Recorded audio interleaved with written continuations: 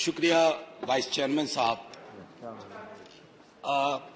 कोई भाषण की शक्ल में नहीं है, एक शोक संतप्त गणतंत्र के एक अदना नागरिक समझिए या एक जनप्रतिनिधि समझिए, उसकी ओर से कुछ बातें कही जा रही हैं। और सबसे पहले माफीनामा उन तमाम लोगों को जिनकी मौत को भी हम एक्नॉलेज नहीं कर रहे हैं, जो हम जान ही रहे हैं कि वो मारे गए।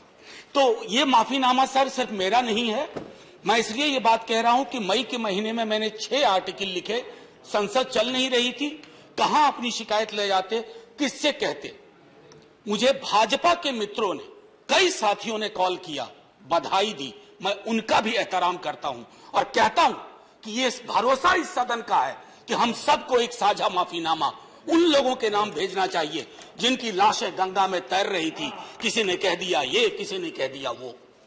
सर दूसरी चीज, मैंने कल सेक्रेटरी जनरल साहब से बात करने की कोशिश की, बाकी जगह भी।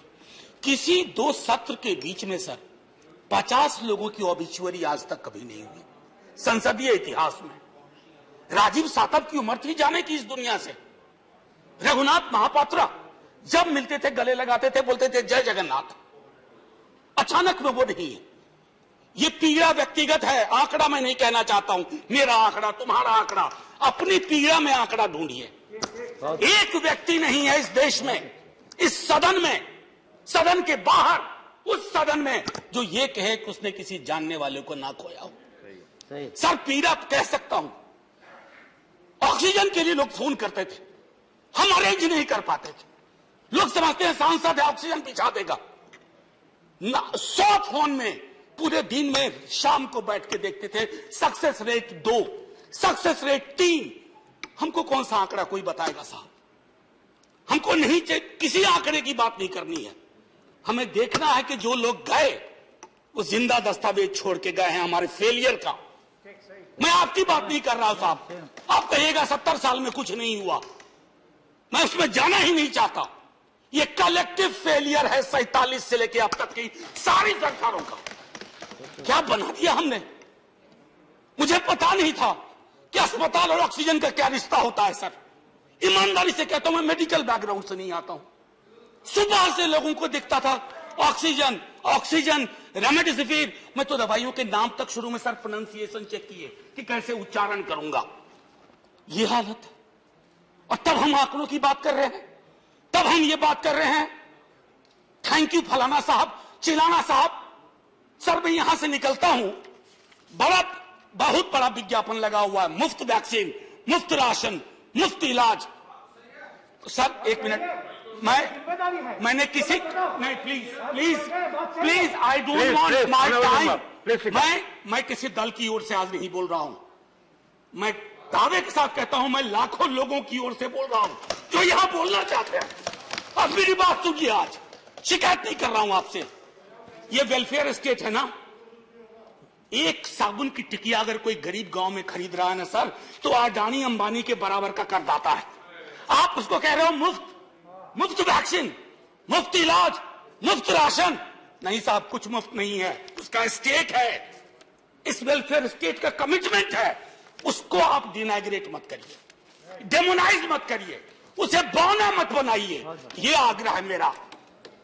सर मैं इससे पहले की कुछ और बातें कहूं, मेरे पास सही वक्त है। सर इस कोरोना को मैं भी मानता हूं, मेरे पूर्व के वक्ता कुछ कह रहे थे, ये चैलेंज है हमारे लिए सर। बहुत बड़ी बड़ी बातें नए कानून की हो रही है। राइट टू हेल्थ की बात क्यों नहीं करते हम लोग? राइट टू हेल्थ, स्वास्थ्य का अधिकार, उसमें कोई किंतु परंतु लेकिन परंच नहीं। सीधे तौर पे स्वास्थ्य का अधिकार constitutionally guaranteed. Right to life के साथ लिंक करिए। किसी अस्पताल की मजाल नहीं होगी कि वो उस खिलवाड़ कर पाए उस राइट टू लाइफ का। करना नहीं चाहते। राइट टू वर्क, उस पर काम करिए।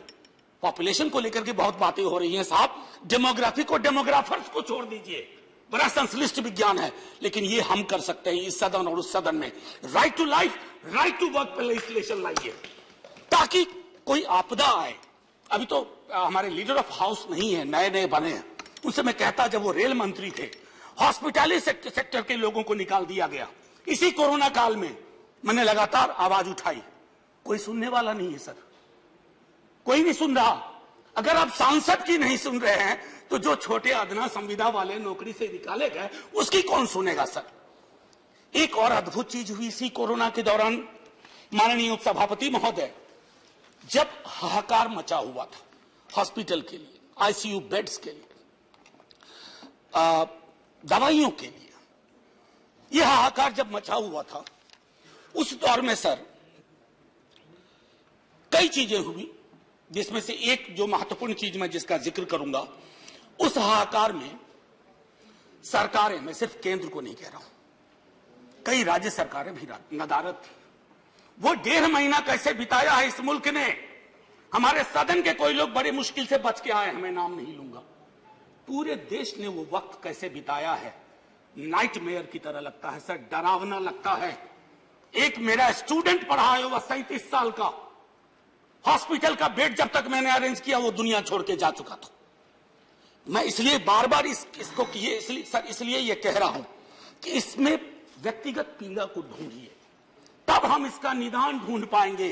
मेरी नाव तुम्हारी नाव, मेरा काल तुम्हारा काल, ये तो बहुत कुछ हुआ, इस भौकाल से आपको कुछ हासिल नहीं होगा। सर बस 1 मिनट और लूंगा, जो मैं कहना चाह रहा था। सर एक खत मैंने मृतात्माओं के नाम लिखा था, कुछ कर नहीं पा रहा था, बेबसी में एक खत लिखा, जो लोग इस दुनिया से चले गए। उसमें कुछ मैंने सलाह दी थी सर सरकार से, और ये जो उस बीच में कहा गया कि सरकारें फेल नहीं की, सिस्टम फेल कर गया। अरे साहब, ये सिस्टम कौन क्या है? बचपन से सुनते थे कि सिस्टम के पीछे व्यक्ति होता है, सिस्टम के पीछे एक संरचना होती है।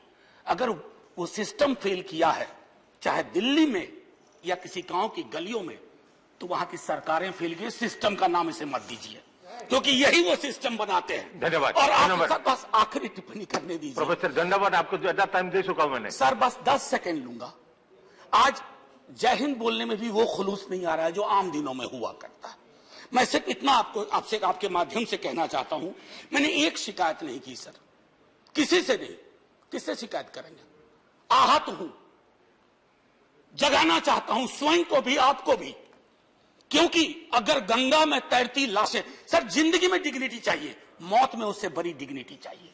हमने अनडिग्निफाइड डेथ को विटनेस किया है, और अगर हमने इसको दुरुस्त नहीं किया सर, आने वाली सदियां माफ नहीं करेगी। आप बड़े बड़े इश्तहार छपवाओ, अखबारों के 4 पन्ने रंग दो, फलाना थैंक यू सर, इतिहास को थैंक यू कहने का मौका मिलना चाहिए। धन्यवाद। जय हिंद सर। अगर मेरी बात से फिर भी किसी को कष्ट पहुंचाओ, मैं उन्हीं लाखों लोगों की धन्यवाद डेड बॉडी के बिहाफ पे आपसे माफी मांगता हूं। जय हिंद। धन्यवाद। Next speaker is Sanjay.